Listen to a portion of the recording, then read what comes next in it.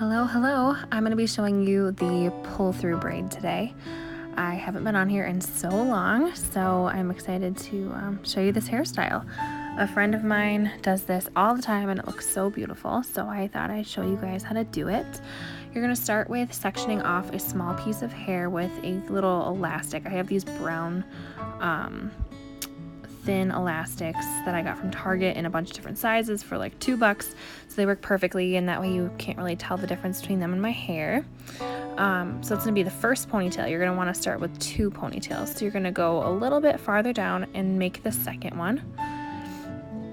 And once that is secure, the trick to this is always the top ponytail gets separated into 2 and the one underneath it gets pulled up through it, and I usually just pin it off with a bobby pin while I then go back and create the next ponytail. Because this part is French, you're going to add hair instead of just putting those 2 pieces from the top ponytail together. Oh, I broke it. So now that this one is secure, you're gonna be left again with 2 ponytails. So the top one again gets separated into 2, and the bottom one gets pulled up through it. Throughout this process, you might want to give some volume to the top, or pull some stuff out to make it look a little more I don't know, fancy. Alright, we've got the bottom ponytail.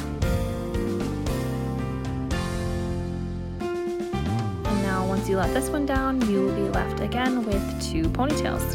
You're going to repeat this all the way down. The top one always gets separated into 2. The bottom one gets pulled up through and pinned off while you make the next one. I pulled out some pieces to frame my face, and just because I like it better that way. You can curl them, leave them straight, do whatever you'd like. I use my mouth way too much to do my hair. It's just easy to section off a piece and just hold it real quick in your mouth, but so excuse that.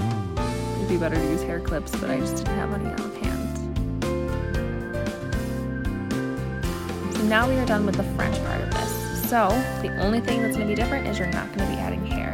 I took the opportunity right now to puff out or poof out my pull-through braid, and I added some volume on top. You might want to fix anything that might be sticking out and do a little hairspray at this time.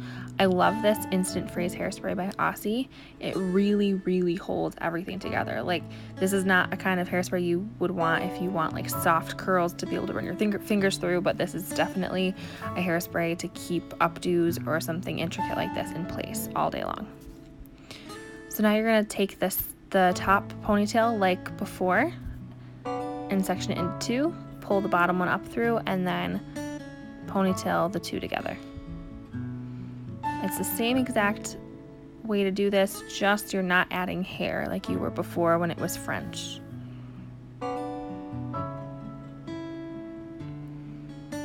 Just keep doing this all the way down.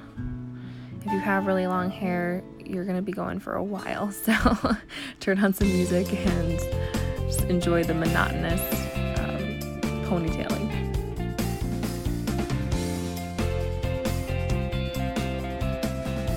As you go along, just pull them apart and make them nice and fluffy and full. It's not going to look perfect. It's nice when it looks a little messy and undone. It's really cool and boho. I really enjoy this hairstyle.